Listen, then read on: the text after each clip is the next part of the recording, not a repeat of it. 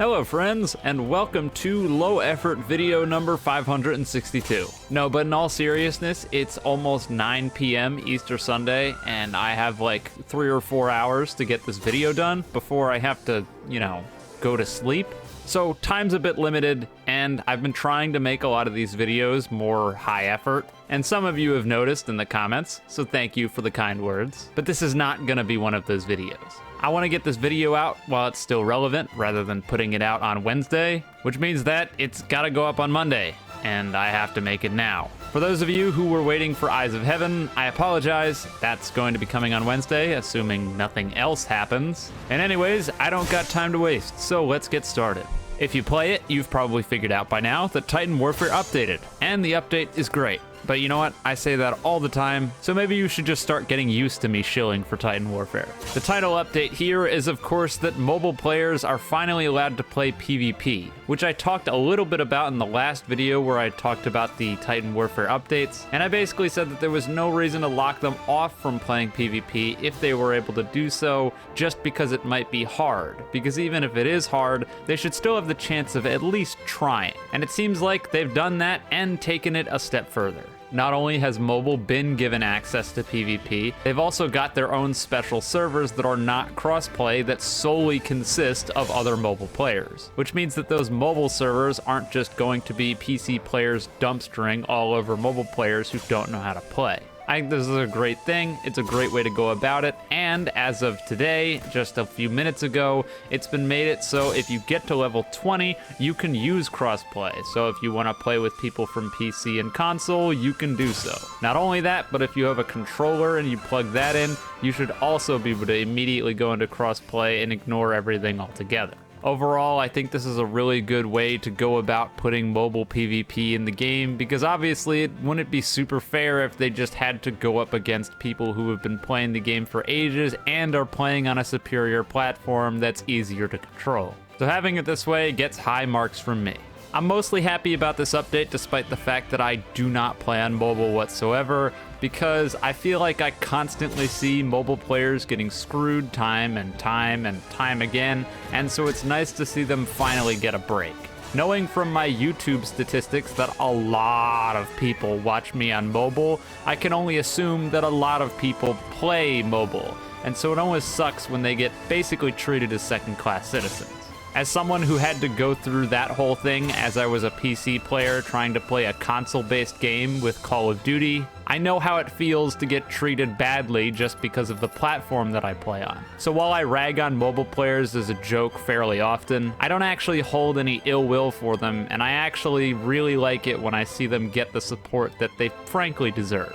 Anyways, that's pretty unrelated to the update, and once again, I'm short on time, so let's move on. The next thing on the patch notes is that you can equip more than one skill in survival, that being 2 skills rather than 1. I was hoping that this would happen, and I suggested it in my initial survival update video, and seeing it in practice, playing with it for a few hours or so, it really shows how much more fun it can be when you have more than one skill. I messed around with all sorts of skill combinations and overall just had a blast screwing around with all the different things that you can do with having more than one skill equipped. Doing whack-ass things like putting on the new skill, which I'll talk about in a minute, and using spin to just decimate hordes of titans at once. Or using both of the 30-second cooldown disable skills to just go on a disabling spree.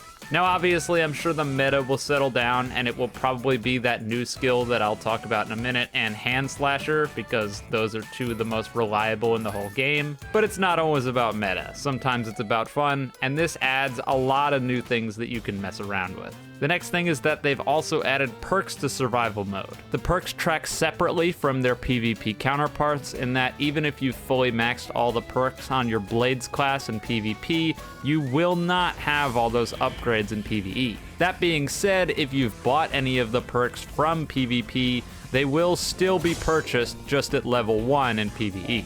Having access to perks is a really nice thing, and once again, I think there's going to be a meta for sure when it comes to the best survival perks, but that doesn't mean that you can't just screw around with the scores of perks available in survival. I have a pretty good feeling that the meta is going to develop around gathering points, so things like Titan Slayer, things that make you move faster, and probably the blade health, just because blades breaking is a problem. will in all likelihood emerge on top, but I screwed around with all sorts of different stuff. Some of the most fun that I ended up having was equipping the meta PvP build for entirely based on speed, and oh my god, did I not realize how much faster you go when you have all the speed perks equipped. I felt like I was playing a totally different game. Needless to say, it was really stressful, and trying to relearn the whole game while going that fast, yeah, it didn't go super well for me. But it was a lot of fun, and I get the feeling that I'll be doing a fair share of my speed builds in the future just for a good time. In terms of actual effectiveness, I don't think that this speed thing's going to be much better than anything else you could equip. But hey, if it's fun, why not, right? Now here's that new skill I was talking about. It's called Super Slash. I believe it costs $14,000, and frankly, I have no idea what level it's unlocked at, so my bad on that one. But it costs a bunch, and it's also just objectively the best skill in the game, which I guess makes sense for how much it costs. It automatically kills 3 nearby titans and has a 90-second cooldown, which basically means you can usually use it once per wave for 3 free kills that give you a bunch of points, just like auto nape cut. I have a feeling I'm gonna see a lot of this because, again, it's really, really good. And if you have enough points to get it, could not recommend it more. It's very strong, and it's also very satisfying when you can pull it off. There is a minor issue that I ran into when I was using it, which was that since you're not invincible during the move, sometimes, especially if there's a group of titans that's more than 3, you'll use the move, kill 1, maybe 2, and then get grabbed before you even kill the 3rd. I've had times where I use it and then get grabbed immediately. It's super lame when you go to use your skill and then it's just like, no, you're done. Not only that, but I have absolutely no idea what they use for the tracking on this and auto nape cut, because sometimes I'll try to kill a crawler and I'll just fly off some random direction. Not sure how that works, but it's not the end of the world.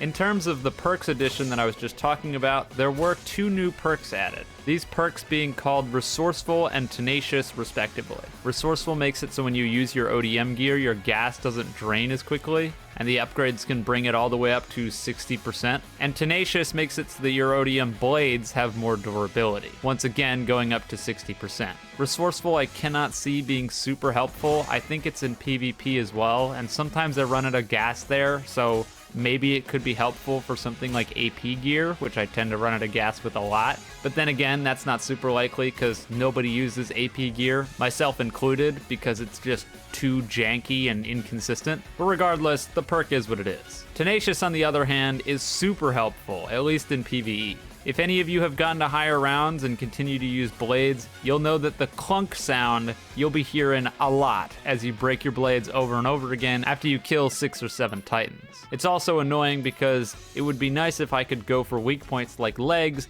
but I can't because then it instantly breaks my blades. But with this perk, that's much less of an issue. As I said earlier, I think it'll probably turn into a meta perk because it is hella strong and super helpful. There was one new Bloodline added into the game, which is Arlert. I hope I pronounced that right, but I probably didn't. And this Bloodline seems completely useless on paper, but in practice, maybe not. I'm not entirely sure. It gives you 2 times Colossal Titan damage and 2 times point gain from the Colossal Titan. I assume the point of the 2x damage and the 2 times points is to make it so that you get more points, because if you do more damage, you get more points. And so the idea is you use the Colossal and it gets you a bunch of points, and it's basically like a pseudo refund. But when you phrase it as 2x Colossal Titan damage, and everyone knows that the Colossal Titan literally one-shots everything in the whole survival game mode, there's not really a whole point of needing 2 times damage when everything dies in 1 hit. Not only that, but this Bloodline would be really good if you could use a Colossal Titan and then buy another serum without having to die, because that way you could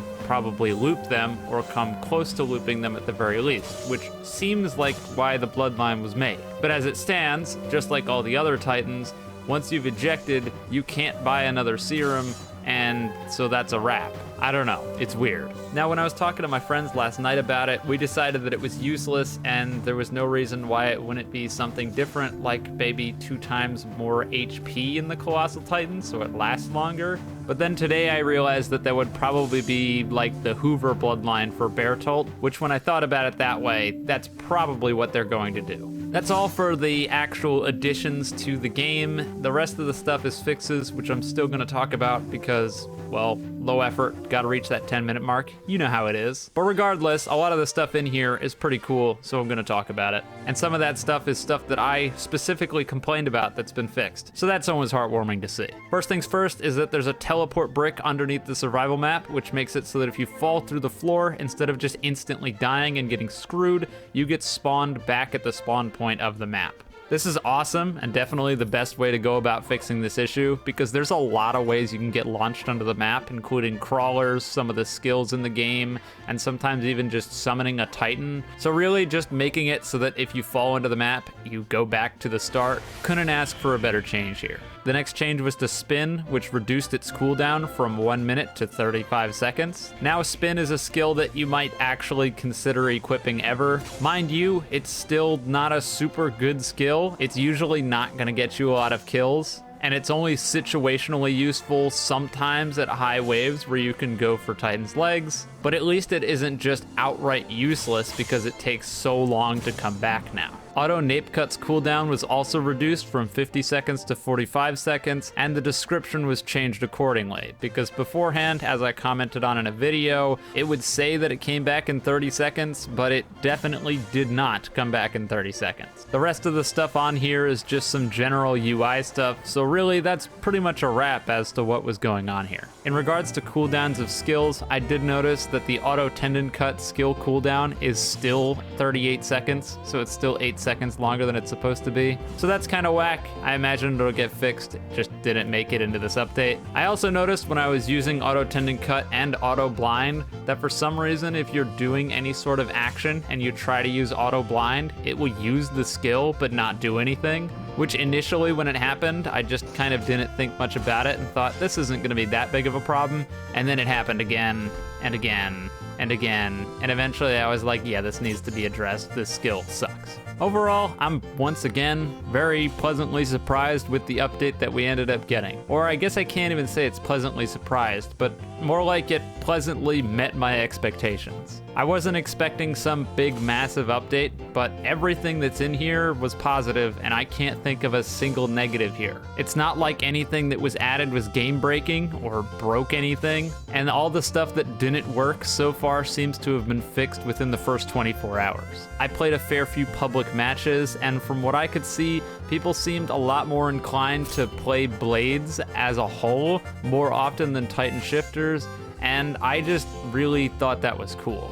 It made me smile seeing so many people running around with their ODM gear slicing Titans rather than just becoming Titans as fast as possible. And it did get me thinking about a cool potential sub-game mode when it comes to survival, which would be a kind of hard mode if you will. And I know, there's abnormal mode, but let's be real here. Abnormal mode is not fun. It just isn't. But it just went through my head when I was playing around where pretty much no one used Titans that it would be cool if there was a game mode where there literally was not Titans. Because Titans are such a clutch factor when it comes to survival, and they can get you to such ridiculously high waves, that it would be awesome if there was a hard mode where there just was no Titans. Maybe no trap nets too, because those things are kind of sleeper OP, but just you, your friends, and the skills that you've got with your ODM gear. And the skills you unlocked, obviously. Because it would be far harder to get higher waves in this game mode, it would be cool to have more rewards that would ideally scale up as the waves got harder, especially related to Bloodline spins, wink wink nudge nudge, since those are pretty much impossible to get in any amount right now besides codes.